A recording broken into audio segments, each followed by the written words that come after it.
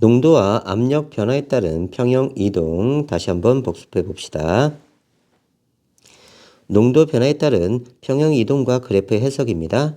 다음은 A와 B가 반응해서 C가 생성되는 반응의 화학 반응식입니다. 개수가 A, 1, C네요.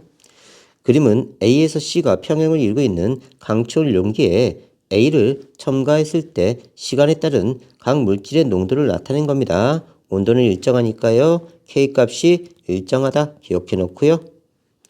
자, T1일 때 A를 첨가해서 A의 농도가 급격히 증가합니다. A의 농도가 증가했죠? T1에서 T2일 때 여기서 여기까지요. A의 농도가 감소하는 정반응 쪽으로 평형이 이동합니다. A 감소했죠? B 감소했죠? C는 증가됐네요. 그죠? 그러면 정반응이 일어났다. 이런 뜻이에요. 다음 T2 이후입니다. T2 이후 새로운 평형에 도달했고요. A에서 C는 평형 농도가 각각 2, 1, 4예요.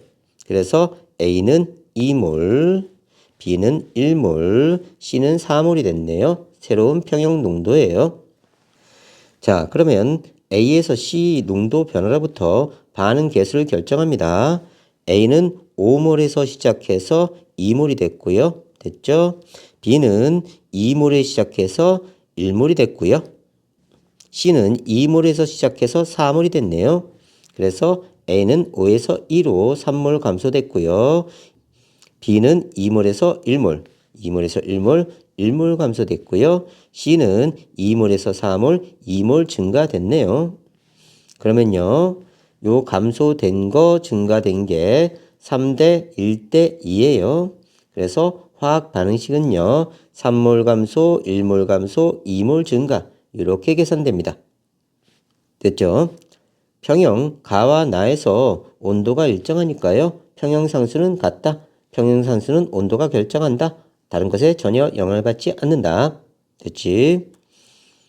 자, 그러면 가와 나에서 평형 상수를 구하렵니다. 어느 쪽에서 구해도 상관없어요. 그러면 여기 평형 상태 볼까요? A의 농도 1의 세제곱. 자, 개수가요. K값이 어떻게 결정되냐면요. 자, A가 개수가 3이니까요. A의 농도에 세제곱 해주면 되고요. B가 개수가 1입니다. 그럼 B의 농도에 1 해주면 되고요. C는 개수가 2니까요. C에 제곱해주면 됩니다. 자, 그러면 여기는요. 1의 세제곱이죠. 다음 곱하기 B가 2고요. 그 다음 C가 2네요. 그럼 2에 제곱해주면 되니까요. K값이 2가 나옵니다. 이렇게 계산하면 되고요. 자, 나에서 계산하면요. A가 2고요. B가 1이고요. C가 4네요. 그러면 평형상수요. A의 세제곱이니까요. A의 세제곱, 2의 세제곱. 그 다음 B는 1이니까요. 1.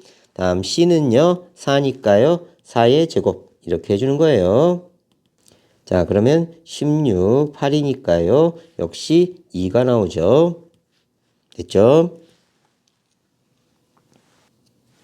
다음 압력 변화에 따른 평형 이동에서 비활성 기체를 넣을 경우입니다. 부피가 일정한 용기일 경우, 부피가 일정한 강철 용기에 반응에 참여하지 않는 비활성 기체를 넣은 경우 비활성 기체에 전체 기체 압력이 증가하더라도요. 반응물과 생성물의 개수, 몰수는 변함이 없고요. 농도는 일정합니다. 따라서 평형이 이동하지 않는다. 봅시다. 일정한 온도에서 A가 2B로 변환됩니다. 자, 그러면 평형 상태에 있을 때 강철 용기에 헬륨을 넣어도 AB의 농도는요, 1몰로 변함이 없으므로 평형이 이동하지 않습니다. 다시요, 몰 농도는요, 부피분의 몰이에요. 부피가 1리터고요.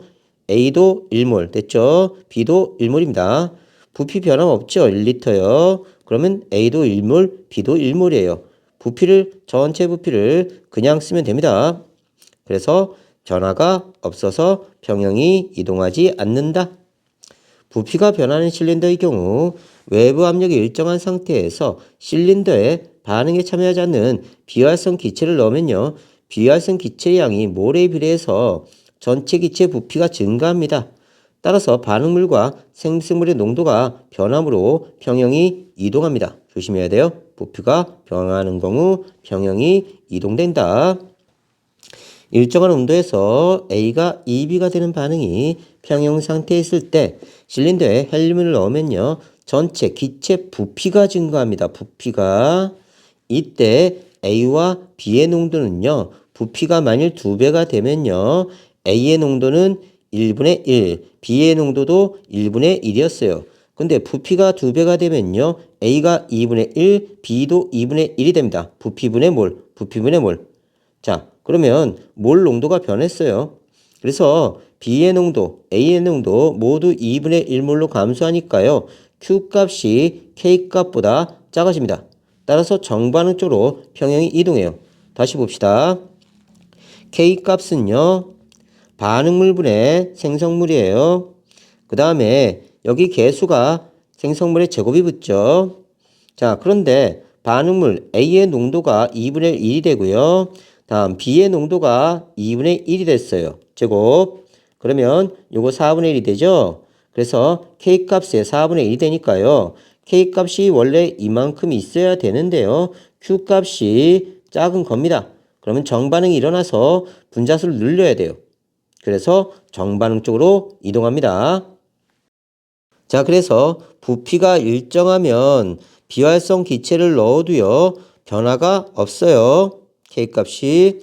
근데 부피가 변하면요. 농도가 변합니다. 그래서 평형이 이동한다. 잘 기억해놔야 돼요. 일정한 온도에서 EA, 그 다음에 B로 되는 반응이 강철 용기에서 평형을 이루고 있다. 강철 용기에 헬륨을 넣었을 때 평형이 이동하는 방향.